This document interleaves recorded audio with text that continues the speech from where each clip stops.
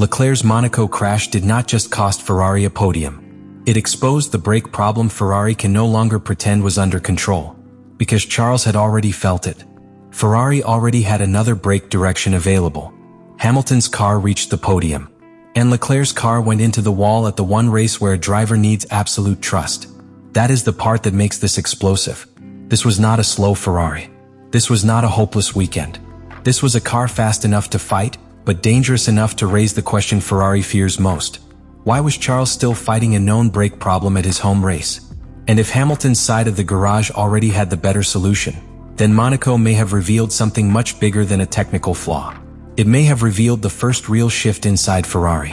One driver with confidence. One driver demanding answers. One podium. One crash. And one problem Maranello should have fixed before the wall made it impossible to hide. Subscribe to the channel. Monaco is not the place where a hidden problem stays hidden. It is the place where the smallest weakness becomes public. That is why Leclerc's crash was so damaging for Ferrari. Not only because the car hit the wall. Not only because the podium disappeared. Not only because it happened at home, in the race that has caused Charles so much pain before. It was damaging because the crash seemed to confirm a fear that had already been growing. The brake problem was real enough to affect his confidence. And at Monaco, confidence is not optional. It is survival. A Formula One driver can deal with many things. He can deal with a car that understeers. He can deal with tires that fade. He can deal with traffic, strategy pressure, dirty air, and even a teammate having a stronger weekend. But he cannot fully attack Monaco if he does not trust the brakes, because every lap there is built on belief. The driver flies toward a corner with a wall waiting just beyond the braking zone. He presses the pedal, releases pressure, turns in, and expects the car to slow, rotate, and stay alive in one smooth sequence. There is no time to debate with the car. There is no space to ask for a second chance. If the Ferrari answers correctly, the driver looks brave. If it answers late, strangely, or unpredictably, the driver looks like he made a mistake. That is the cruel part. From the outside, the difference can be invisible. A driver misses the corner. The car goes straight. The wall arrives. People instantly ask why he pushed too hard.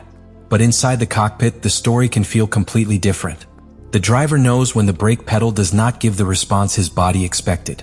He knows when the rear axle is not helping him.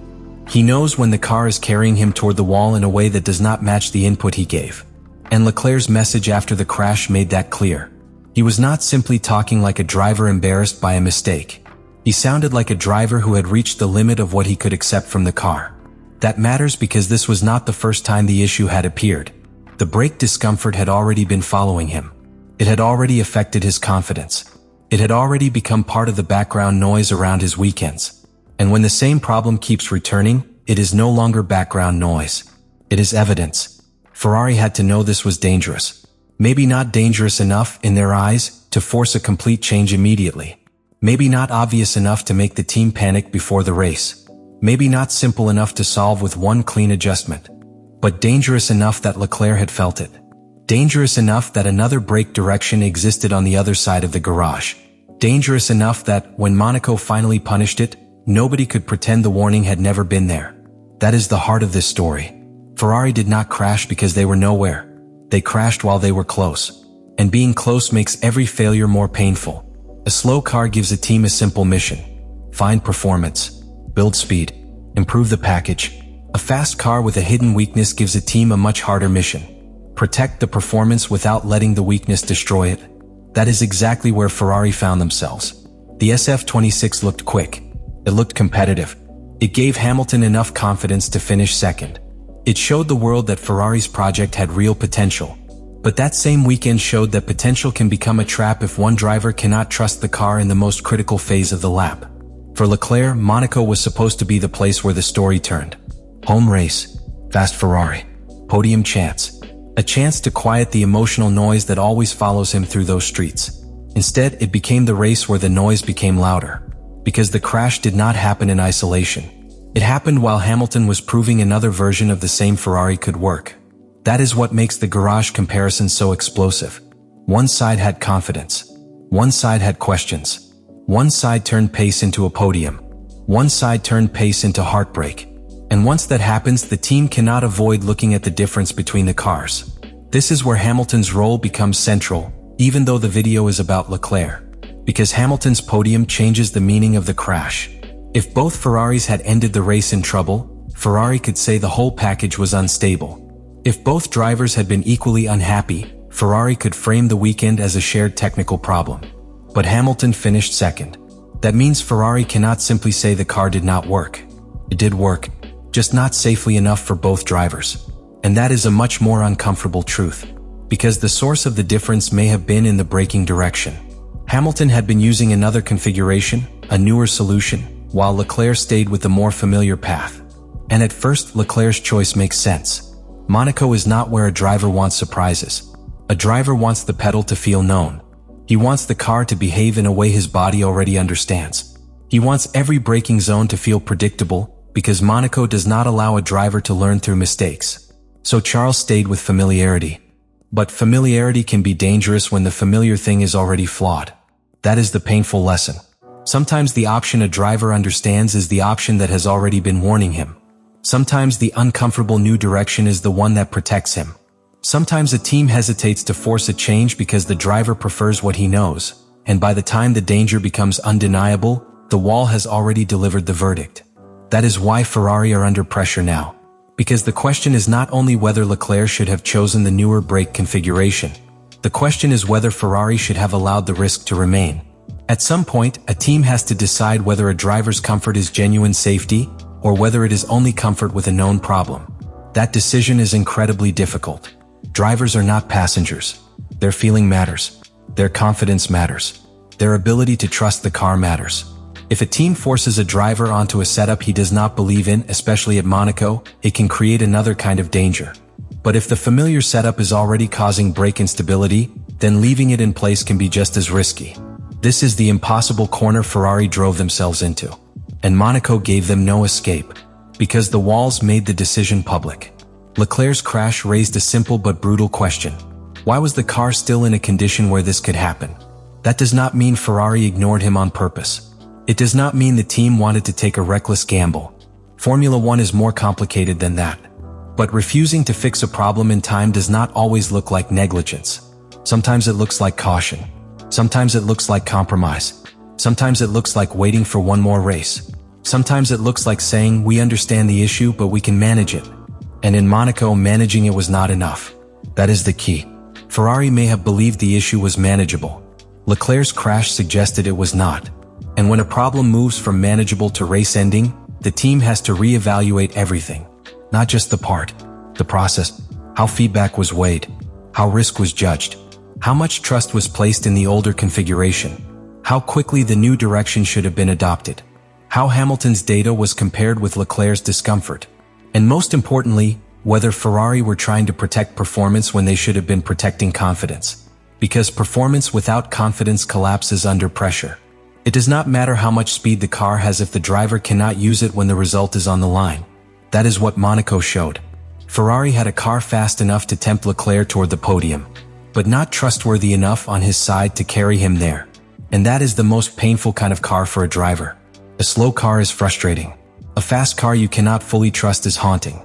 Because it shows you what is possible, then makes you question the one thing you need to reach it. Your own belief in the machine. For Leclerc, that must be brutal. He knows what people will say. He knows the Monaco history. He knows every crash there becomes part of a bigger emotional story. He knows Hamilton's second place will be used as comparison. He knows people will ask whether Lewis adapted better, whether Charles made the wrong choice, whether the team's future is shifting.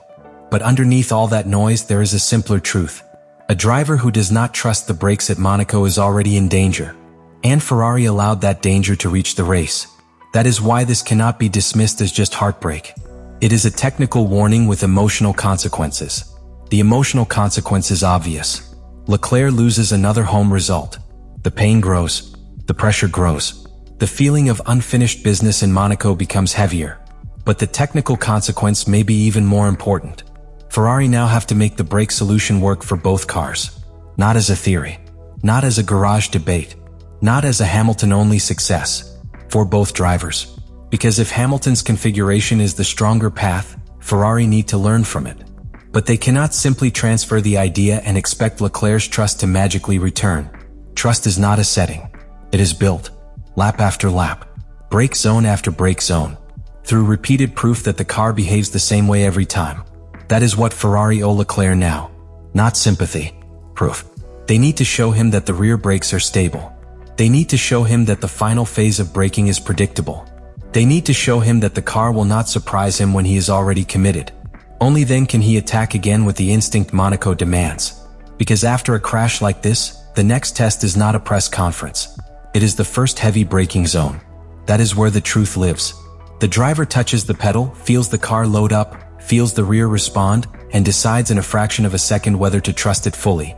If the answer is yes, the healing begins. If the answer is no, the problem is still there. And Ferrari cannot afford the answer to be no. Not with Hamilton gaining momentum. Not with the SF26 showing real potential. Not with the team trying to build a season around two elite drivers who both need to believe the car belongs to them. That is the hidden danger for Maranello. If the brake problem becomes a Hamilton versus Leclerc story, Ferrari lose control. They need it to become a Ferrari solution story. Hamilton's podium should be used as evidence of what works, not as a weapon against Leclerc. Leclerc's crash should be used as evidence of what must be fixed, not as a label attached to his confidence. That distinction matters. Because a garage can survive competition. It cannot survive distrust. If Charles begins to feel that the team heard the issue too late, the damage spreads. If Lewis becomes the only reference for the car's future, the balance shifts. If Ferrari communicate poorly, every update becomes suspicious, every result becomes political, every radio message becomes a clue. And Ferrari have enough pressure already. They do not need to create more from inside. That is why Block 1 of this story is about more than Monaco. It is about the exact moment Ferrari's promising car became a serious responsibility. A fast car is not automatically a good car. A fast car becomes a good car when the driver can repeat its performance without fear. Hamilton showed that Ferrari have the speed. Leclerc showed that the speed still has a flaw. And now Ferrari have to decide whether they treat the crash as a painful exception, or as the clearest warning the SF26 has given them all season. Because if they choose the wrong interpretation, the next crash may not feel like a surprise. It may feel like Ferrari were warned twice.